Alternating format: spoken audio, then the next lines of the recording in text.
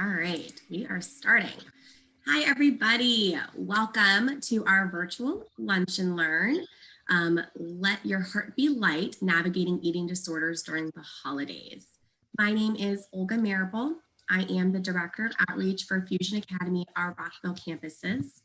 For those of you who are not familiar with Fusion Academy, we are a private school, 6th through 12th grade, middle school, high school, specializing in one-to-one education, as well as our famous homework cafe, allowing students to have an opportunity to work on homework during their school day, as well as social interaction with their peers. We are currently virtual. We just went back virtual as the numbers spiked up. Hopefully, we are going to go back to in-person mid-January after winter break. So if you want to learn more about Fusion, please feel free to reach out to me directly after the event. A little bit of housekeeping about our event. So as I mentioned, we are being recorded. Please feel free to turn your camera off if you do not want to be seen. Please do keep yourself muted during the presentation to respect our speaker, not distract her. Also, please do rename yourself.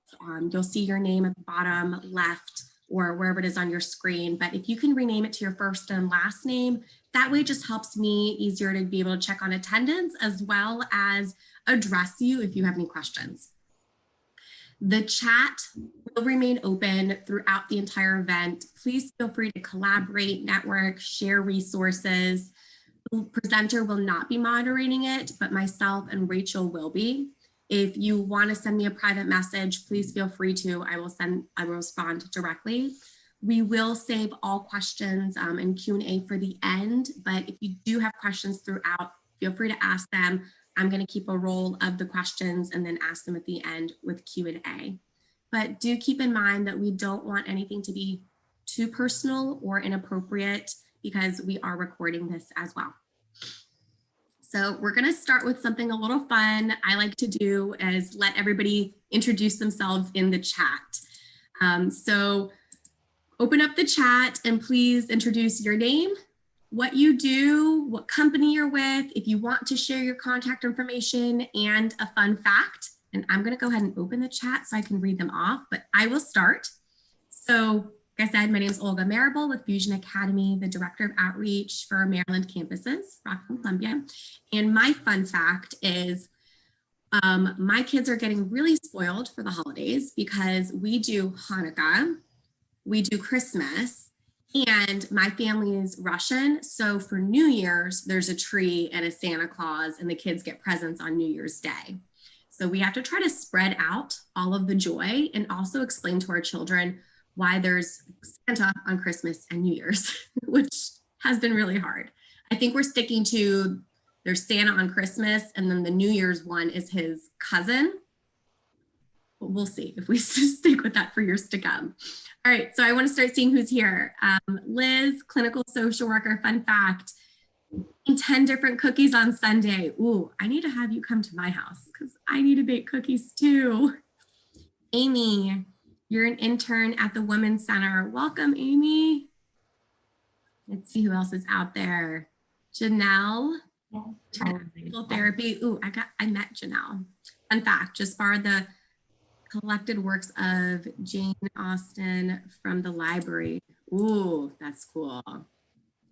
Jess, fun fact, we had a pickle ornament on our Christmas tree every year. That's pretty cool. Mary loves to cook. Ooh, what do you like to cook, Mary? I just saw an email. Somebody's doing like a Monday networking event where you get to cook together.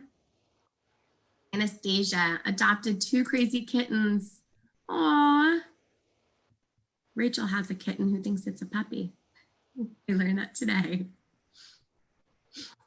If I miss anyone, I'm sorry. Casey, hi, fun fact.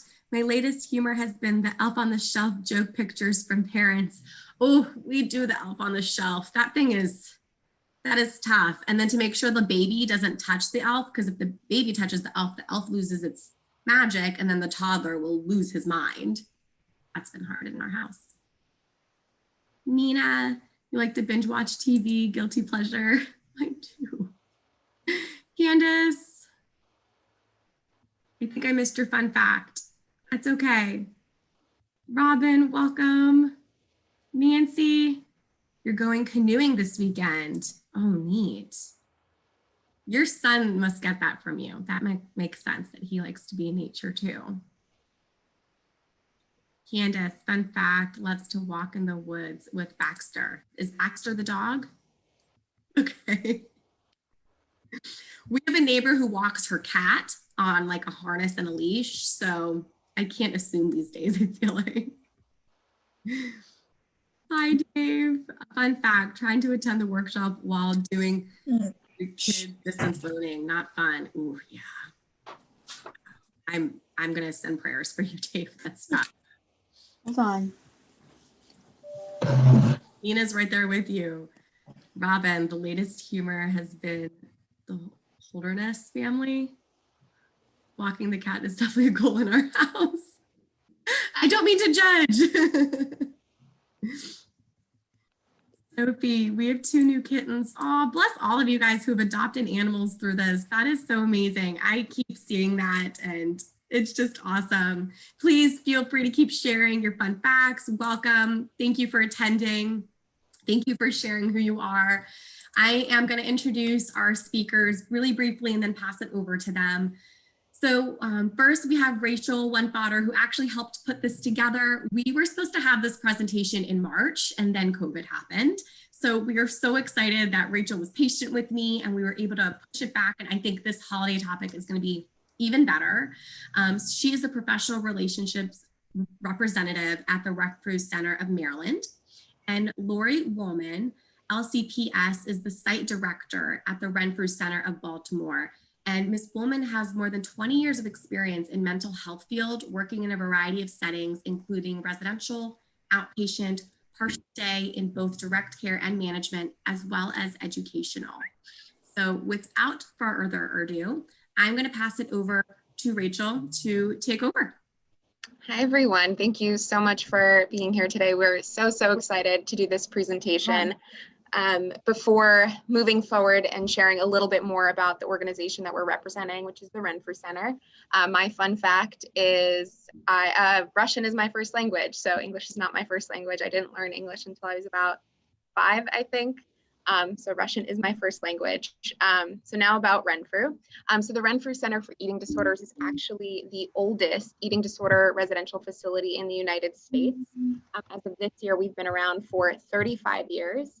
And we specialize in treating anybody who identifies or has ever identified as female and who has a primary diagnosis of an eating disorder, and that is any type of eating disorder. We have 2 residential facilities. And we have 17 other facilities all over the United States where we offer day treatment, intensive outpatient services, and some of our sites also offer outpatient services. Right now, I mean, all of our day treatment and IOP facilities, so all those 17 facilities are currently virtual. And at Renfrew, we are able to accept over 430 plus insurances, which I was told that I didn't realize there was so many insurances. So we're really grateful to be able to offer treatment for a lot of different types of people all over the United States. So with that being said, as a representative of our center in Maryland, I wanted to introduce our wonderful site director, Laurie Wollman, to do this presentation. Thank you. Thank you, Rachel. And I will give a fun fact as well, which I was really thinking about for a while. And I didn't know what direction to go in, but since so many people are talking about pets, I will let everyone know that I have pandemic acquired 2 hairless guinea pigs.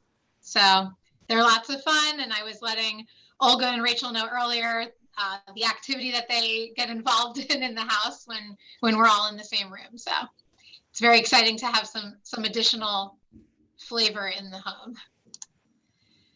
All right, so we can get started on our presentation for today. So what we are talking about is navigating the path to recovery during this 2020 holiday season, which obviously looks very different than our typical holiday season. So first, I just want to address what our objectives are today. So one is to understand why holidays are so difficult for those struggling with eating disorders. Second is to consider how 2020 may uniquely impact those struggling with eating disorders. Third is to discuss how to help our clients approach the holidays and manage their emotional reactions. Fourth is to determine how to prepare for the inevitable struggles around food during this time of the year. And then lastly, we will review common scenarios that may trigger our clients and compromise their recovery efforts. So this is what an eating disorder looks like.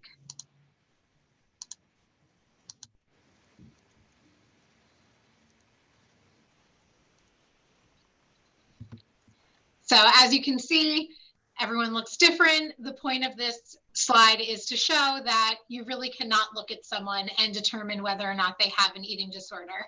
They look like every person that you're passing on the street, that's in your family, that you engage with in a store or anywhere else in the community.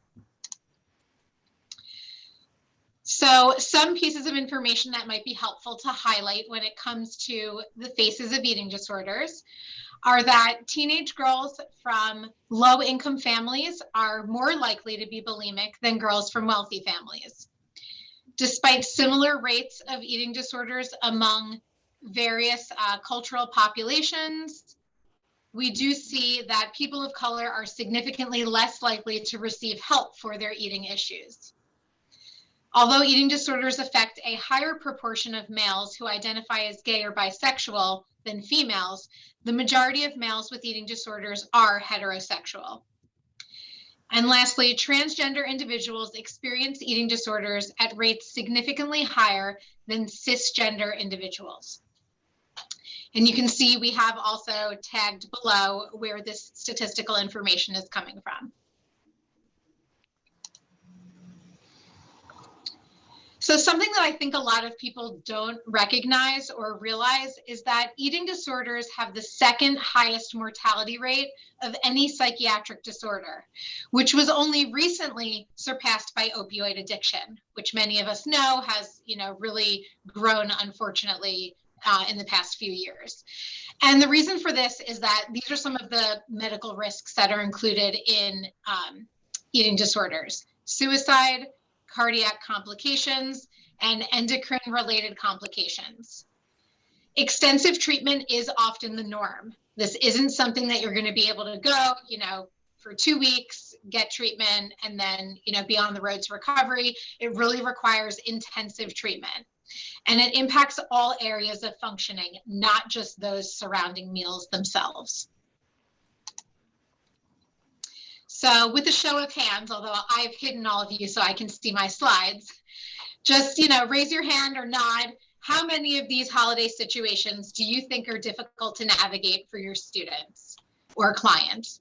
Family functions, social events, work and holiday gatherings, and diet and weight talk. Actually, I pulled you guys up for a moment so I could see some of those head nods. So I am seeing people, showing some signs of agreement that they do see these to be situations that are often difficult to navigate.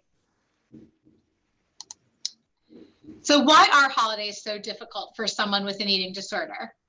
You can see on the left-hand side of the slide all of the different factors that are involved when it comes to holiday season and eating disorders. The emotions that are involved, food itself, relationships with others, sleep schedules, money, work and school stress, or really any stressors like of other responsibilities that they have, time constraints, and media mentions, because as we all know, the media cannot help themselves but to continuously talk about weight. And especially around the holiday season, there are a lot of advertisements. For example, I saw one in a magazine that I have a subscription to, and was so disturbed by what the so-called, healthcare professional was sharing that I actually found them on social media and wrote them a message about how I felt. Some of the things that they were suggesting that really were appalling to me were like, wear tighter fitting clothing to holiday gatherings so that will prevent you from eating more than you should because you get uncomfortable. Making rules about how much food to put on your plate, like the rule of one, so like 1 scoop of everything. really just hit me in a different way, not only because of the work I do, but because I have children and this is the messaging that they're receiving. And it just shows how much harder we have to work to combat the messaging that media is putting out there. So something that also for those not working in the eating disorder field should know is that it's not about the food. Most of the time, eating disorders are not about the food itself. So this is how eating disorders develop over time. You have individuals with emotional disorders, right? So dysregulation, experience negative affect more intensely. They view emotional experiences as unwanted and intolerable. And they use maladaptive emotion regulation strategies. So what that means is maladaptive behaviors. So they're using binging, purging, restricting, self-harm, substance use. These are all behaviors that are maladaptive that individuals are using to try and stuff away or push away that difficult emotion that they don't want to experience. And we can see over time that these maladaptive strategies are successful in the moment, so they work for a very short period of time, which is what ends up making this backfire because the symptoms need to keep increasing and repeating in order for these individuals to continuously push away those difficult emotions.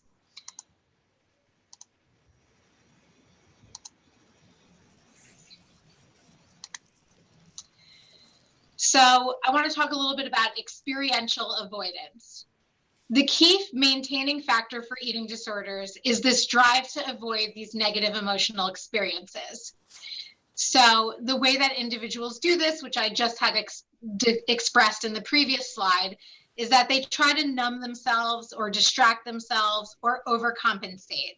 So overcompensating in this case could be if they felt that they binged one day, then maybe they're going to restrict the following day to kind of balance out what they had consumed the day prior, or over exercising and doing that based on what they felt their food intake was, so that it's kind of one is canceling the other out. And this provides, like I said before, that quick relief, right? It's helping them in the moment to kind of decrease that negative emotional experience. And as we all know, when we avoid something, it doesn't actually go away. So those negative emotional experiences that they're trying to stuff away and numb are just going to resurface again. And that's why we end up with this repeated cycle of behavior use.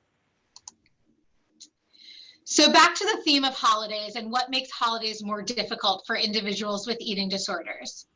As I said to you before, eating disorders are not about food, but rather an effort to manage overwhelming emotions by avoiding, suppressing, or escaping from those difficult emotions. So the more they experience difficult emotions, the more their urges are to use their eating disorder behaviors to manage those emotions. And now, 2020, looking very different than any of us had anticipated. No one expecting this to have gone on as long as it has. So what are the holidays looking like in 2020? So now people are celebrating holidays alone. There's increased tension around immediate family and supports.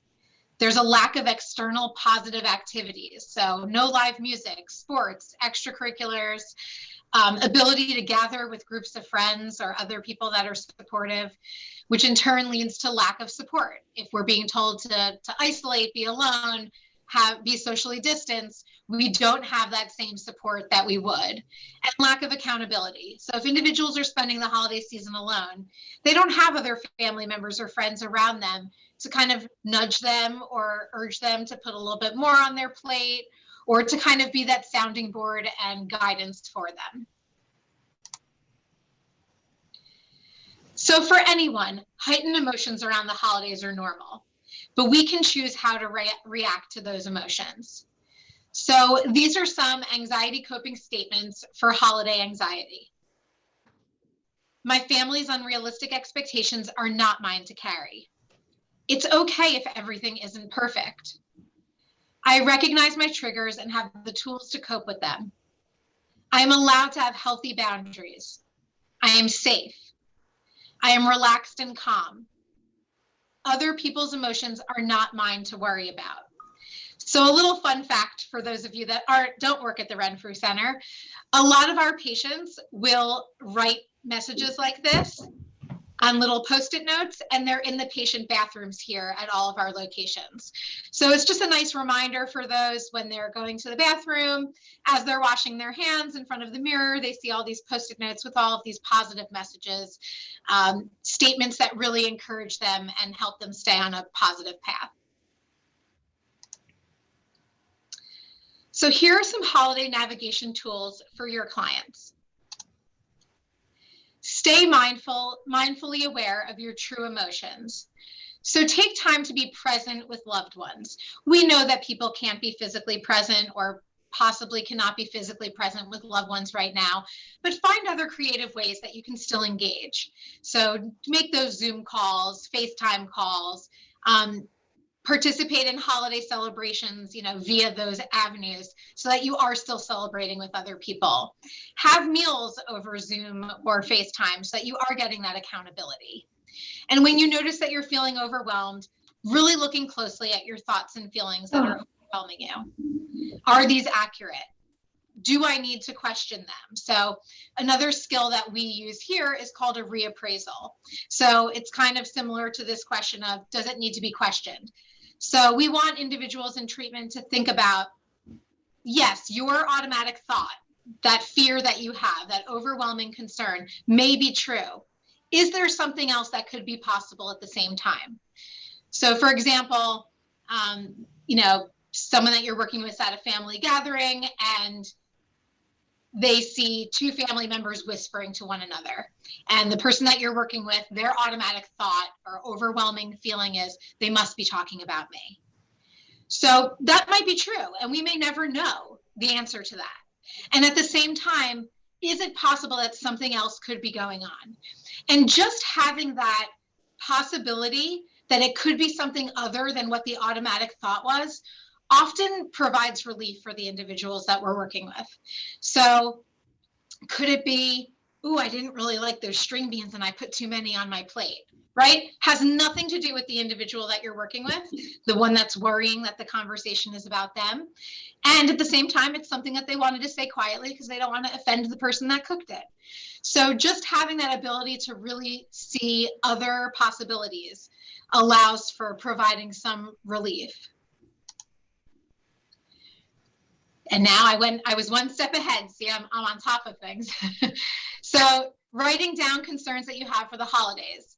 Are these thinking traps or automatic thoughts that need to be checked? So that's just what I was speaking about. Can we reappraise these automatic thoughts to come up with other possibilities? Looking at the big picture, holidays are about more than food. They're about traditions, symbolism of the actual holiday and the religion, and service to others. Be realistic about what you can do. So another activity suggestion is set some time aside at the beginning of each week to look at your schedule. Determine what events are priorities and what you need to say no to, keeping in mind what's best for your mental and physical health. So oftentimes people feel pressure to always say yes, to always accept the offers that are presented to them. And on the flip side, some individuals might be avoiding and are always saying no. So it's really finding that delicate balance. What am I capable of saying yes to that I can manage? And what things do I have to decline because that is how I am taking care of myself? And utilizing supports. Identify the people you have that are helpful to you in your recovery efforts, and reach out to those supports in advance to let them know you're looking for support. So for example, oftentimes we say to individuals when it comes to the holiday season and they're feeling really overwhelmed with large family gatherings and what kind of pressures they feel others are putting on them or they're putting on themselves, is to talk to that one or two supports that they have identified and kind of come up with a hidden signal. So some way that they can let that family member or support know, I'm struggling right now. And if that means stepping outside of the home or wherever it is that you're meeting in and, saying that you're going for a walk, but something that lets those supports that you've identified know this is a moment that they need, that I need extra support, and I need you to be, mindful of what I'm hinting at. So obviously in the virtual world, or having this greater social distancing, there are other creative ways that individuals can come up with to let their supports that they've identified know that they're having a harder time, whether it's sending a private message through Zoom, texting them, calling them. Another activity suggestion is, oh, look, I did it again. I'm so ready to give you guys my examples that I say them before they happen. So like I said, letting the person know in advance what your goals are. So let's say the goal is to be able to, eat a well-balanced meal and walk away from any conversations that are geared towards like body appearance or food. So if your support person or someone that you're working with has already identified a support person and they've let them know in advance what their goals are, that support person, maybe not in an obvious fashion, but sitting near them, can kind of listen for some of those things that the individual wants to be able to move away from and be the one to make it happen. So, oh, I wanted to show you this picture in the other room. So it doesn't always have to be a situation where you're calling out the family or friend that's making the triggering comment or having the disruptive conversation. Sometimes it's just about having that easy out so you can get away from it. And also setting goals for your time with your loved ones during the holiday. What do you want to spend with them? What activities can you do with them? And the goals can be personal, emotional, spiritual, and relational. So really allowing yourself, the individuals that are struggling, to determine what is within their capability. So these are ways to practice holiday reappraisals. And we all know holidays come with their own version of diet culture, and it can be very tempting to subscribe if you aren't prepared. So you can see what's crossed off are the messages that we often receive when it comes to holidays. Eat less, count calories, limit carbs, work off the holiday sweets, do a detox, drop a size, lose weight, start a diet. So instead, we are asking for those reappraisals that I discussed earlier, another possibility. So instead, eat what I want, count laughs and smiles, limit negative thinking, work on loving your body, do acts of self-care, drop toxic relationships, lose self-hate, and start unpacking your fat phobia. Who said that these New Year's resolutions need to be what media or society is telling us? Let's come up with what's really important to us. So also practicing positive social media. And this is actually something I've been doing on my social medias. I post a positive quote every single day. I thought I was doing it for 1 year. I'm now completing my 2nd year. I'm not sure if I'll keep it going. It gets more challenging to find ones that I haven't already used. So if anyone has some good ones, you can put them in the comments or send them my way later. So it's okay to not be okay. So that means allowing yourself to be in and move through negative emotions.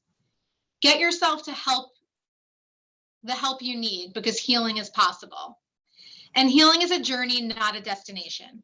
Be kind and patient with yourself as you navigate it. And this doesn't mean do nothing to help yourself. You'll be unhappy forever. Healing is not possible. And another positive quote is, I learned a long time ago, the wisest thing I can do is to be on my own side. Right. So stop fighting yourself, right? You are your biggest advocate. You are your biggest cheerleader. So being prepared for food. So this is really important to discuss with those that we're working with. Plan meals as needed. So add snacks to meet your exchanges if there are too many starches and not enough fruits. So just knowing ahead of time possibly what the menu is at food gatherings with family so that you can be prepared for it. Remembering no matter what your day brings, you deserve to eat normally. And you also deserve to say no to foods that you don't want. And remembering that your food and weight do not dictate your worth. And this is a really important quote over here. Normal eating is trusting your body to make up for your mistakes in eating. Normal eating takes up some of your time and attention, but keeps its place as only one important area of your life. So another really important message is that your eating or your eating disorder does not define you. That is one tiny piece of the puzzle. And there's so much more to an individual than what they're eating or their eating disorder. So now I'm going to talk a little bit about intuitive eating. So there are 10 principles, as you can see, of intuitive eating. And that's really what we mean by intuitive eating is listening to your body and what your body needs and following that. So, you know, if there's a day when your body is asking for an extra sweet, have it. There's no rule that says you can only have X amount in a day. You know, we want flexibility. We want to listen to those hunger cues and give yourself what it is that your body's really asking for. So by doing that, you are practicing these 10 principles, rejecting the diet mentality, honoring your hunger and your feelings, making peace with food, right? Not looking at food as something negative, but something that's nourishing and enjoyable and a great way to get together with people. Challenge the food police. So challenge those messages that you're getting from social media or other media, other family members, friends. Respect your fullness. So if you're genuinely feeling full, you know, hear that. No one's asking for you to put yourself in a really uncomfortable state just because there are a few bites left on your plate. You know, maybe later on in the day, you'll be hungry again and you make up for, you know, whatever your body might have needed. And another way to be prepared for food in this sense is making a list of ways you can practice food freedom this holiday season. So as you can see here, an example is ordering the peppermint mocha and moving on with your day. So if that's something that you're going to be thinking about and it really makes you happy and you're punishing yourself by not allowing you to have something you want, give yourself that food freedom. Enjoy those simple pleasures in life. So now I'm going to talk about some common scenarios around the holidays. So here's the first holiday scenario. You have to stop at multiple places for holiday meals in one day. Your family and friends are having meals at 1 p.m. and 4 p.m. Your mom tells you they aren't planning on eating breakfast because of having to eat so much the rest of the day. This makes you upset because you woke up having hunger cues, but also want to enjoy yourself at the meals since you enjoy the food being offered. Your brother decides he is hungry and begins having cereal and coffee anyway. So some things to think about are, what are some of the thoughts and emotions you might be having? What are the avoidance behaviors you might be considering to deal with these emotions? What can you do in the moment for support that will honor your emotions? And what are the short-term and long-term consequences of your choices? So I know we're going to get to questions and answers later, so I'm going to talk through a little bit of this with all of you from my end. And then when we open it up for a discussion later, we can always go back to these scenarios. So some of the thoughts that someone in this experience might be feeling is, how am I going to eat breakfast if the rest of my family isn't? Avoidance behaviors that someone might be considering is, I might decide not to say anything to my family about how this isn't supporting me right now, and that this is actually making it more challenging for me because I am feeling hungry and know that I should have breakfast. What can an individual do in the moment? Well, thank goodness for brother who decided he's hungry and is going to be having cereal and coffee. And let's say he wasn't. This individual, we would really hope would advocate for themselves and say, I understand that this is what everyone else wants to do because you're looking forward to the meals later today. And I'm really hungry right now. It's going to be really challenging for me to eat breakfast if I'm the only one doing it. Do you think that you all can sit down with me and eat something? And maybe it's not a full serving meal. And at the same time, if they hear their loved one saying, this is the support I need right now, then that might make them more willing and understanding to engage in this process with them.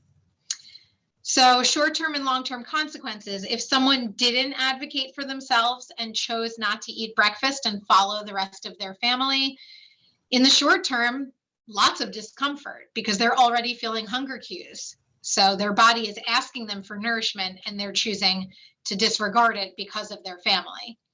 And the long-term consequences is that this is now repeating the pattern that we might possibly be trying to get this individual to stop, which is, I won't eat if other people aren't eating, even if my body is telling me that I should. And the longer I go without eating, the more I remember how I can avoid eating. And so it kind of spirals from there. So we really work a lot with individuals on speaking up for themselves, finding ways that are comfortable to communicate to their loved ones so that they are getting the support they need. So here is another holiday scenario, this one's specific to the pandemic. You decide to have a low-key holiday meal and are staying with your significant other. He, she, they orders takeout and rents a movie.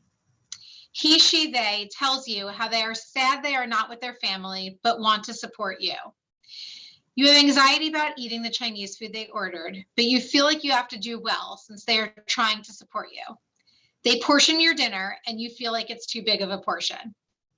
So same questions again, like what are the thoughts or emotions that this person's having? What are the avoidance behaviors? What can they do in the moment for support? And the long-term and short-term consequences. So again, the same theme, it's really about speaking up for yourself, advocating for your needs. In this case, the individual could let their significant other know that they really appreciate that they've decided to stay with them and have a low-key holiday and support them.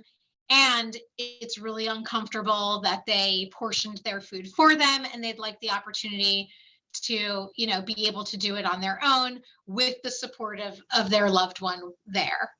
So just really speaking about like, this is how I'm feeling, this is what I would like from you, and opening up that conversation, because an individual who isn't experiencing an eating disorder is going to have a really hard time understanding where the individual with the eating disorder is coming from. And rightfully so, they aren't in it themselves and often need the guidance from the individual with the eating disorder to know what it is that they want in return. So now I ask you guys to all think about what scenarios your clients might run into. And those are some of the things that we can talk about in our open discussion. And this is one of our taglines, you can do hard things. All right, now we are open to questions. Right on schedule.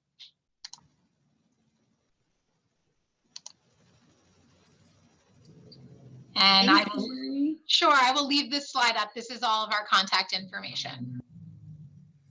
Thank you so much, Laurie. Appreciate it. If you have a question, you can go ahead and take yourself off mute and ask, or you can pop it in the chat area and I can ask on your behalf.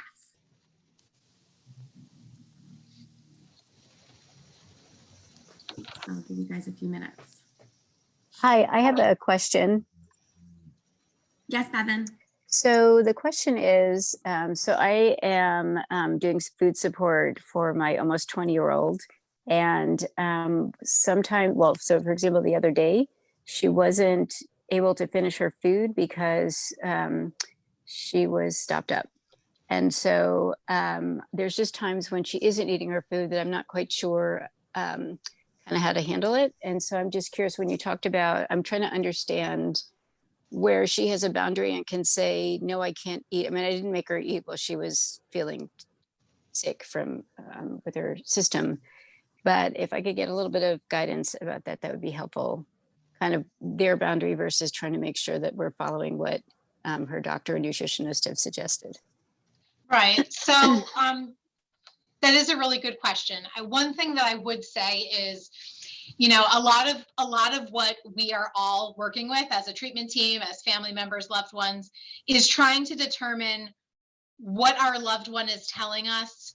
Is this truly like what they're experiencing in the moment and actually like a medical or physical complication, or is this the eating disorder talking?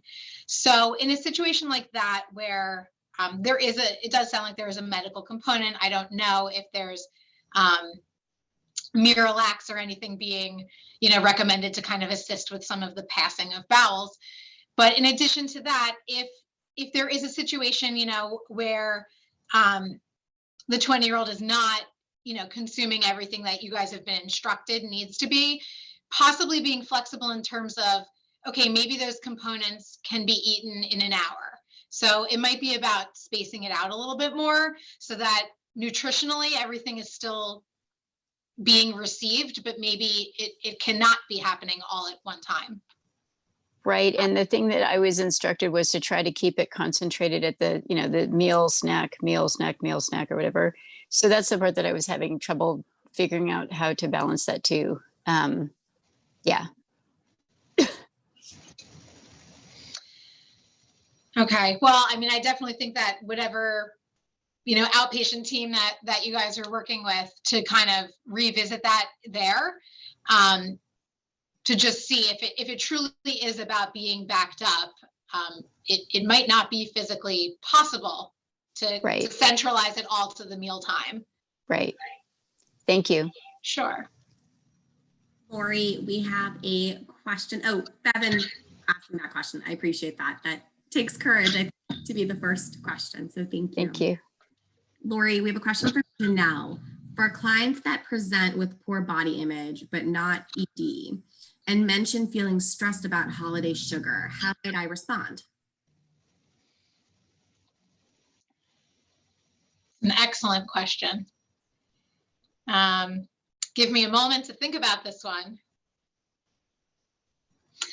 Some of it, and I don't know, obviously, without knowing the individual that you're speaking of or really knowing like dynamics of them, some of the poor body image experiences are about not having the facts. So in this case, it might be helpful to kind of give the individual facts regarding sugar in this case and what that does. So if this individual's eaten sugar before, and if they can rationally understand that nothing's actually physically changing for them, then you might be able to make some progress in that respect. Otherwise, I mean, I would focus less on their concentration on sugar and more on just their body image concerns in general, because I would imagine that it extends much further than just sugar and believing that sugar is the enemy.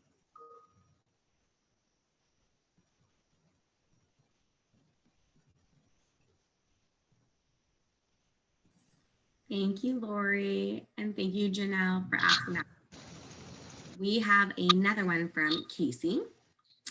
Casey says, I have a client who measures her calories on her Apple Watch and tries to go into a negative calorie intake by working out and eating small portions. She also seems to be under the impression that her eating and dieting are a good thing, but recognizes that she has body image issues.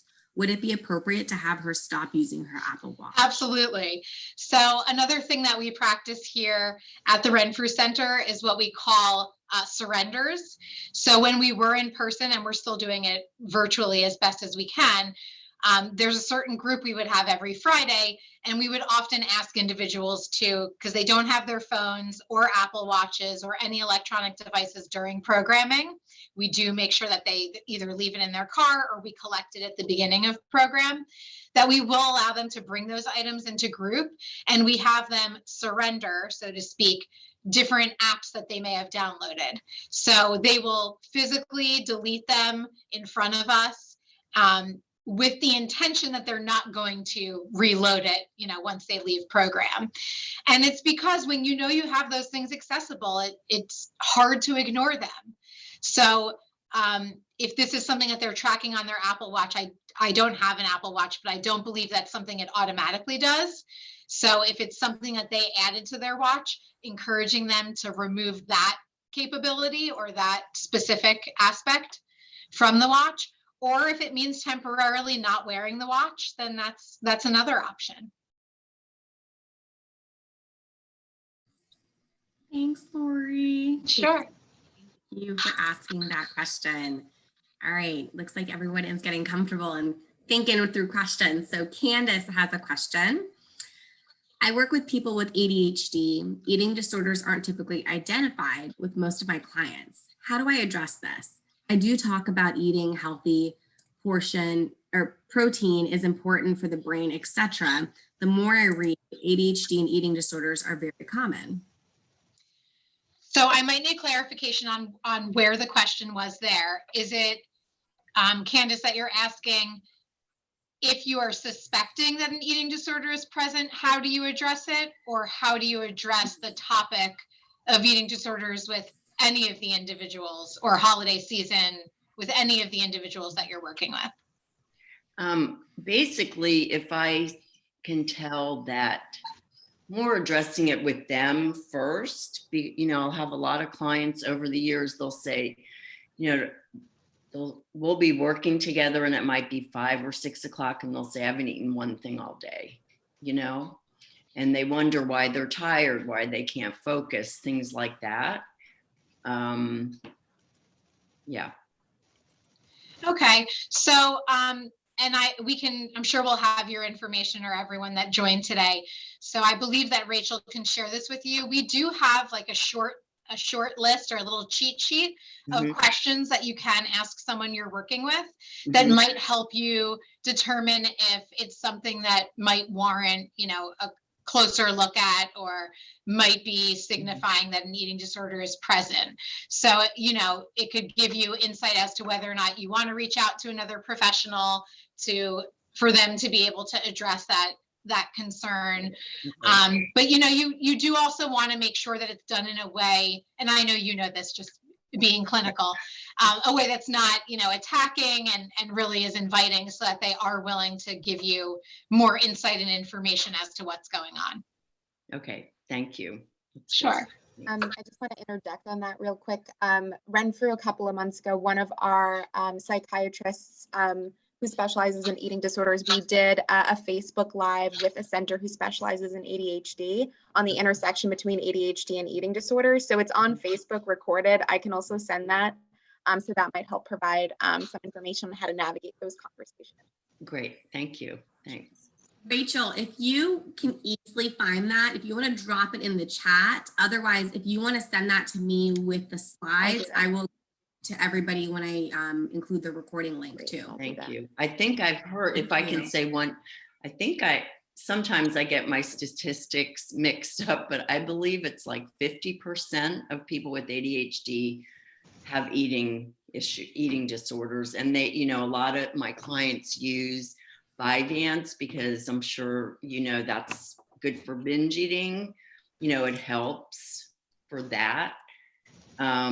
Anyway, so there's more coming out about it, I guess.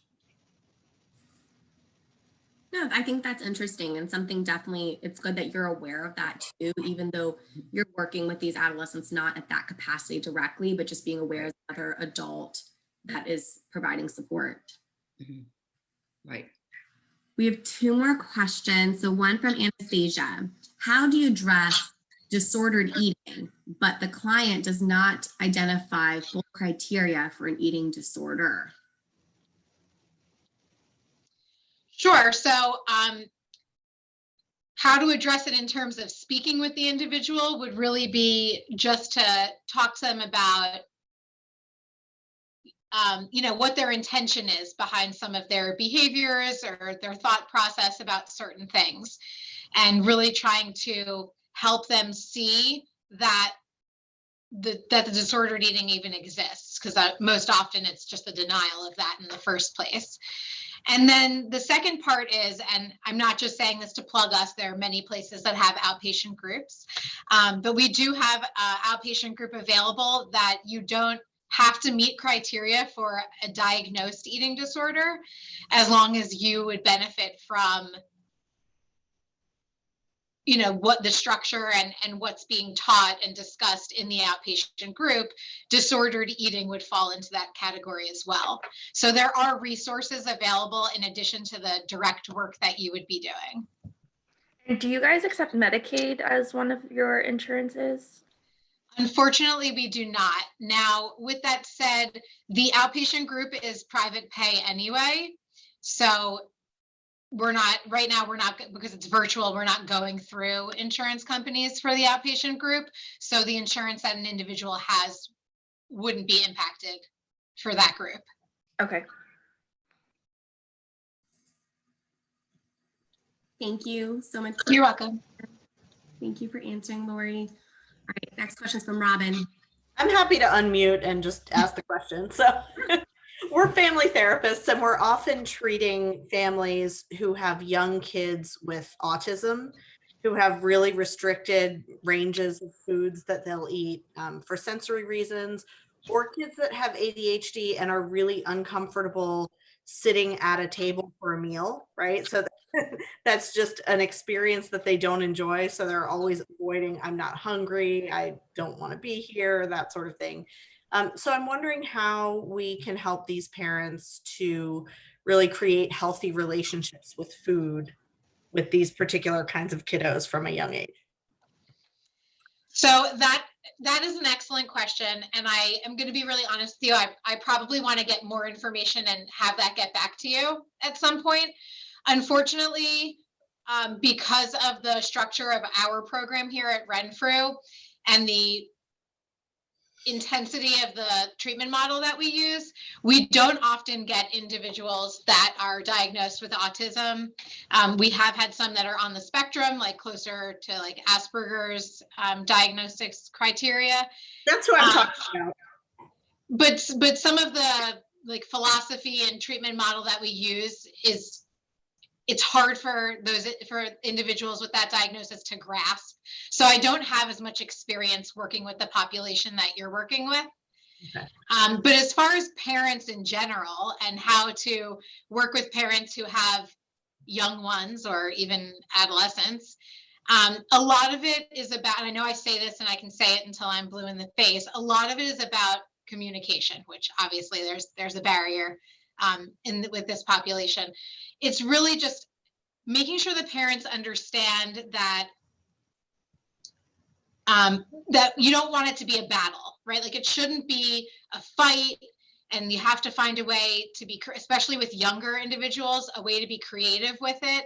So I don't know if possibly it's involving the child in like meal prep so that they kind of feel some ownership and onus on it. So can they pick a component of the meal, maybe some like their favorite fruit or favorite vegetable, something that's on the table that they're really excited about, and then maybe the other foods that they're not as excited about will be more appealing or easier to engage in because they have something that they participated in. Okay.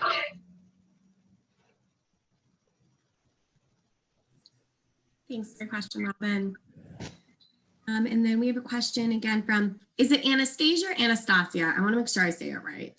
It's Anastasia. Anastasia. Okay, great. Thanks. Sorry, I think I'm putting the Russian spin on it. It's okay. So Anastasia asked, what is the group Laurie mentioned called for clients who identify disordered eating habits? It's just called our outpatient group. So if you call 1-800-RENFREW, which is on the bottom of this last slide, or you want to call one of the Maryland sites directly, you can just say that, you know, or this person can say that they're interested in the outpatient group. They have to do a brief assessment. You probably will get called as well as the outpatient therapist or provider. And then it's a pretty quick process in terms of like when they could get started if they're interested.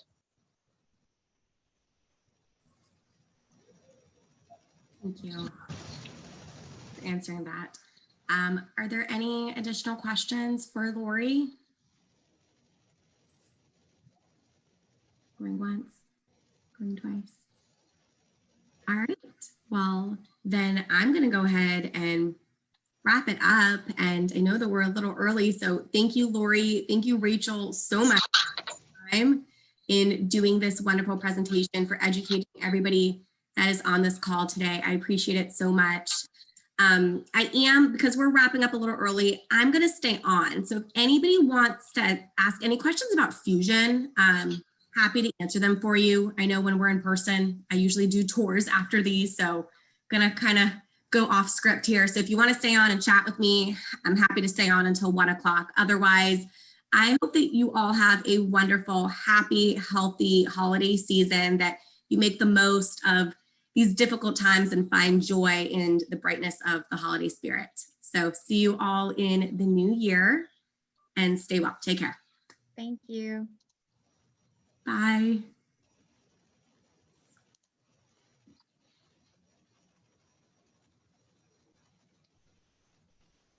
Bye, Happy Candace. holidays. Bye, Candace. I see you waving. Hey, Olga, could I ask you a question? Absolutely. And Laurie and Rachel, if you guys hop off, I want to respect your time. If you guys want to stay on, I love talking to you, so I don't mind. I'll stay on for a little bit if that's okay. Okay. Did you say that Fusion does one-on-one teaching for students? Yes, it's all one-on-one classes, and we are fully accredited. And what about like a 10-year-old? So it's 6th through 12th grade. Okay. So unfortunately, a 10-year-old, unless very exceptional, typically would be young. And the other, because the other piece of it is there's like some really dysfunctional behavior, so that the parent recently took them out of school, which I think was a mistake, but is homeschooling, and it's just, they're not accredited, right, to be able to handle what's happening. So I just didn't know if you also, if there's any consideration for those with some disorders going on behaviorally at Fusion, or how you all approach that. Yeah, I mean, it really does depend on the student. We serve a very large array of kiddos with different diagnoses and disorders. I would say if the behavior is aggressive, typically that wouldn't be a good fit, just because of the safety of our teachers, that they don't have that capacity. But I also never want to say no in a situation like that, because the kid might be experiencing one way in the school and in one environment, very differently in a different environment. Okay. So a lot of times we would tell families like that, let's schedule an admissions meeting, let's meet the student, let's see what's going on, let's unwrap things a little bit. If the student is working with a therapist, maybe connect with their support to kind of see what's the underlying challenges. Is this something that we might be able to support? Okay. In that case, that would just render a conversation. Okay. And when you are in person, where are you? So we have campuses nationwide, but in the area, I represent our Rockville and Columbia campuses in Maryland. We have a campus in DC, as well as 3 in Virginia, Alexandria, Tysons, and Loudoun. Oh, okay, that's great. Okay, awesome. We're hoping to go back in person for the families who want to do hybrid January 11th. Okay, thank you. I'll pass this along to folks where I am. Absolutely, Amy. And if you want me to email you some info about Fusion, I'm happy to do that. That'd be great. Thank you so much. Yeah, I'll make myself. Thank you, Laurie and Rachel. That was really helpful. Thank you. Thank you. Have a good day. You too. And a good weekend. Yes. Forgetting it's Friday. Thanks. Bye. Molly, are you still with us? Oh, Molly. Oh. Thank you so much, you guys. That was amazing. I really appreciate it. Thank you. Thank you. Rachel, we were literally planning this for over a year. Yeah, it's been, I don't know if you know that, Laurie, we've like had to Don't, reschedule because this. I must not have been the original person that was going to do It it. It's been a long time coming, but I'm going to get over a PDF version of the presentation to you, along with just some supporting documents that Laurie had mentioned on how to gauge whether or not your client might have some